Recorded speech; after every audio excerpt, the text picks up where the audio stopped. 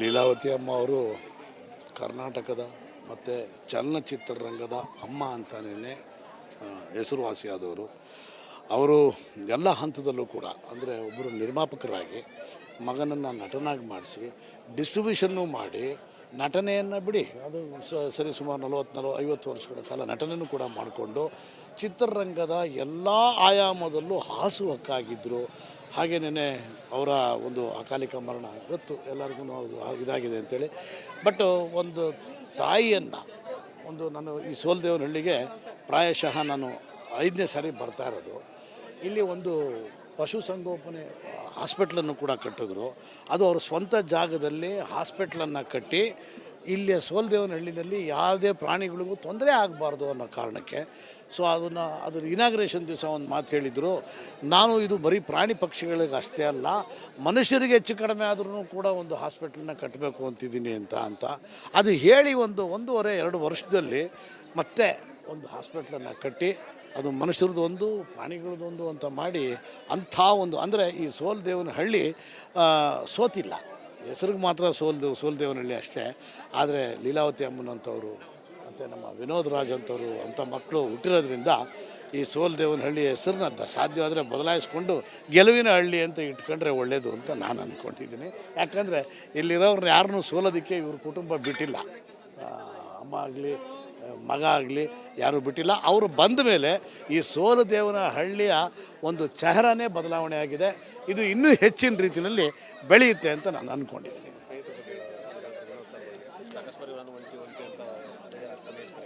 ವಿನೋದ್ ರಾಜ್ ಅವರು ಯಾವತ್ತೂ ಒಂಟಿ ಆಗಲಿಕ್ಕೆ ಸಾಧ್ಯವೇ ಇಲ್ಲ.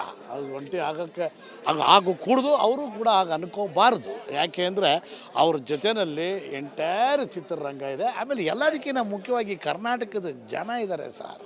ಕರ್ನಾಟಕದ ಜನ ಅವರ ಡ್ಯಾನ್ಸ್ ರಾಜ ಡ್ಯಾನ್ಸನ್ನು ಇವತ್ತಿನವರೆಗೂ ಕೂಡ ಯಾರೂ ಮರ್ತಿಲ್ಲ. ಅದು ಒಂದು ಅವ್ರಿಗಿದ್ದಂಥ ವರ್ಚಸ್ಸು ಅವ್ರಿಗಿರೋವಂಥ ವರ್ಚಸ್ಸು ಅಜರಾಮರವಾಗಿರುತ್ತೆ. ಅವರು ಯಾವತ್ತೂ ಒಂಟಿ ಅಂತ ಅಂದ್ಕೊಳ್ಳೋದು ಬೇಡ. ಅದನ್ನು ನಾನು ಸುಮಾರು ಸರಿ ಅವ್ರಿಗೆ ಹೇಳಿದ್ದೀನಿ, ನೀವು ಒಂಟಿ ಅಲ್ಲ ಅಂಥೇಳಿ. ಲೀಲಾವತಿ ಅಮ್ಮ ಅವರು ಕರ್ನಾಟಕದ ಮತ್ತು ಚಲನಚಿತ್ರರಂಗದ ಅಮ್ಮ ಅಂತಲೇ ಹೆಸರುವಾಸಿಯಾದವರು.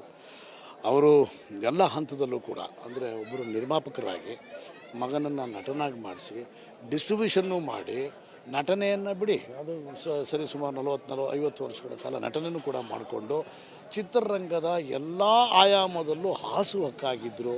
ಹಾಗೇನೇ ಅವರ ಒಂದು ಅಕಾಲಿಕ ಮರಣ ಗೊತ್ತು ಎಲ್ಲರಿಗೂ ಇದಾಗಿದೆ ಅಂಥೇಳಿ. ಬಟ್ ಒಂದು ತಾಯಿಯನ್ನು ನಾನು ಈ ಸೋಲದೇವನಹಳ್ಳಿಗೆ ಪ್ರಾಯಶಃ ನಾನು 5ನೇ ಸಾರಿ ಬರ್ತಾ ಇರೋದು. ಇಲ್ಲಿ ಒಂದು ಪಶುಸಂಗೋಪನೆ ಹಾಸ್ಪಿಟ್ಲನ್ನು ಕೂಡ ಕಟ್ಟಿದ್ರು. ಅದು ಅವ್ರ ಸ್ವಂತ ಜಾಗದಲ್ಲಿ ಹಾಸ್ಪಿಟ್ಲನ್ನು ಕಟ್ಟಿ ಇಲ್ಲಿಯ ಸೋಲದೇವನಹಳ್ಳಿನಲ್ಲಿ ಯಾವುದೇ ಪ್ರಾಣಿಗಳಿಗೂ ತೊಂದರೆ ಆಗಬಾರ್ದು ಅನ್ನೋ ಕಾರಣಕ್ಕೆ ಅದ್ರ ಇನಾಗ್ರೇಷನ್ ದಿವಸ ಒಂದು ಮಾತು ಹೇಳಿದರು, ನಾನು ಇದು ಬರೀ ಪ್ರಾಣಿ ಪಕ್ಷಿಗಳಿಗೆ ಅಷ್ಟೇ ಅಲ್ಲ, ಮನುಷ್ಯರಿಗೆ ಹೆಚ್ಚು ಕಡಿಮೆ ಆದ್ರೂ ಕೂಡ ಒಂದು ಹಾಸ್ಪಿಟ್ಲನ್ನ ಕಟ್ಟಬೇಕು ಅಂತಿದ್ದೀನಿ ಅಂತ ಅದು ಹೇಳಿ 1.5-2 ವರ್ಷದಲ್ಲಿ ಮತ್ತೆ ಒಂದು ಹಾಸ್ಪಿಟ್ಲನ್ನು ಕಟ್ಟಿ ಅದು ಮನುಷ್ಯರದೊಂದು ಪ್ರಾಣಿಗಳದೊಂದು ಅಂತ ಮಾಡಿ ಅಂಥ ಒಂದು ಅಂದರೆ ಈ ಸೋಲದೇವನಹಳ್ಳಿ ಸೋತಿಲ್ಲ, ಹೆಸರಿಗೆ ಮಾತ್ರ ಸೋಲದೇವನಹಳ್ಳಿ ಅಷ್ಟೇ. ಆದರೆ ಲೀಲಾವತಿ ಅಮ್ಮನಂಥವ್ರು ಮತ್ತು ನಮ್ಮ ವಿನೋದ್ ರಾಜ್ ಅಂಥವ್ರು ಅಂಥ ಮಕ್ಕಳು ಹುಟ್ಟಿರೋದ್ರಿಂದ ಈ ಸೋಲದೇವನಹಳ್ಳಿ ಹೆಸರನ್ನ ಸಾಧ್ಯವಾದರೆ ಬದಲಾಯಿಸ್ಕೊಂಡು ಗೆಲುವಿನ ಹಳ್ಳಿ ಅಂತ ಇಟ್ಕೊಂಡ್ರೆ ಒಳ್ಳೆಯದು ಅಂತ ನಾನು ಅಂದ್ಕೊಂಡಿದ್ದೀನಿ.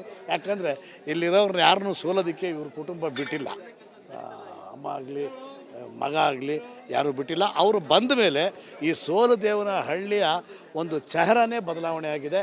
ಇದು ಇನ್ನೂ ಹೆಚ್ಚಿನ ರೀತಿಯಲ್ಲಿ ಬೆಳೆಯುತ್ತೆ ಅಂತ ನಾನು ಅಂದ್ಕೊಂಡಿದ್ದೀನಿ.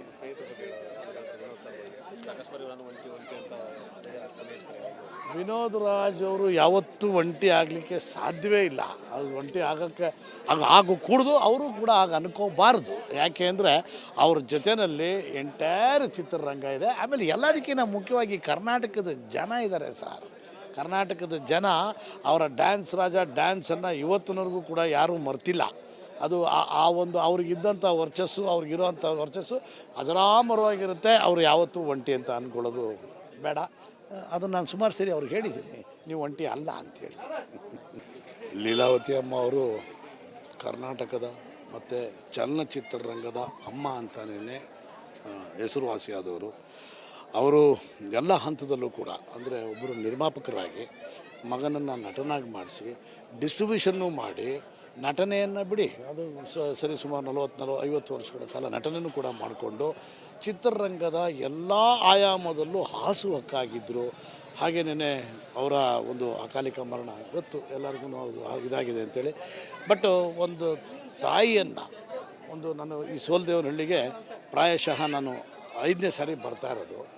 ಇಲ್ಲಿ ಒಂದು ಪಶುಸಂಗೋಪನೆ ಹಾಸ್ಪಿಟ್ಲನ್ನು ಕೂಡ ಕಟ್ಟಿದ್ರು.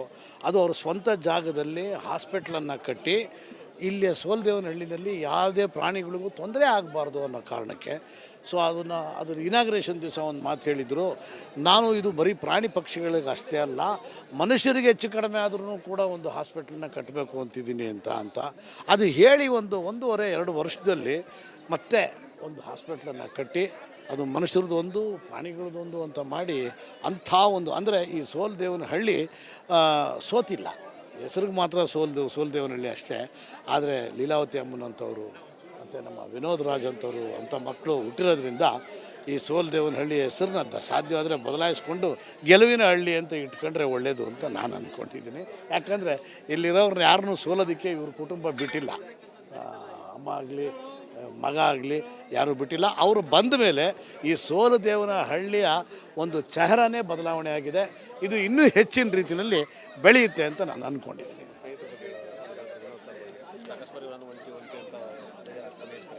ವಿನೋದ್ ರಾಜ್ ಅವರು ಯಾವತ್ತೂ ಒಂಟಿ ಆಗಲಿಕ್ಕೆ ಸಾಧ್ಯವೇ ಇಲ್ಲ.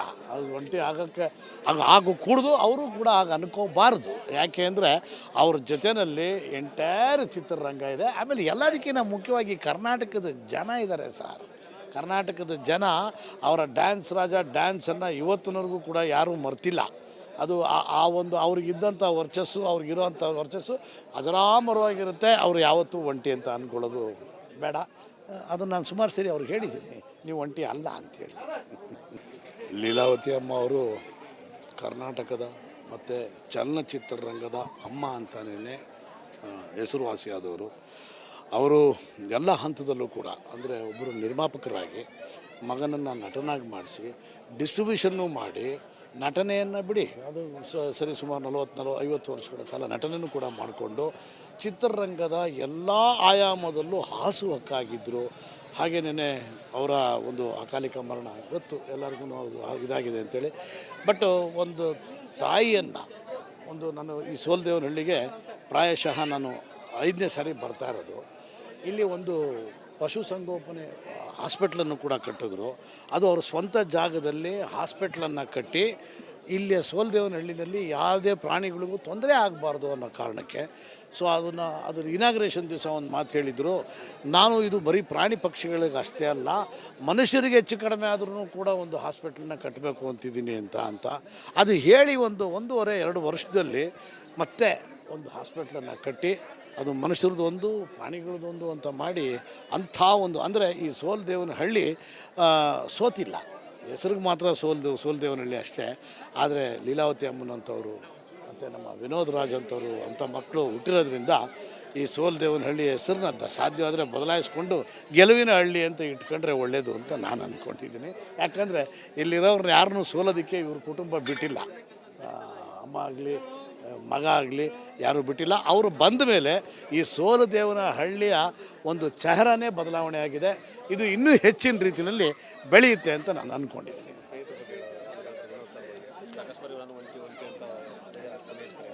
ವಿನೋದ್ ರಾಜ್ ಅವರು ಯಾವತ್ತೂ ಒಂಟಿ ಆಗಲಿಕ್ಕೆ ಸಾಧ್ಯವೇ ಇಲ್ಲ.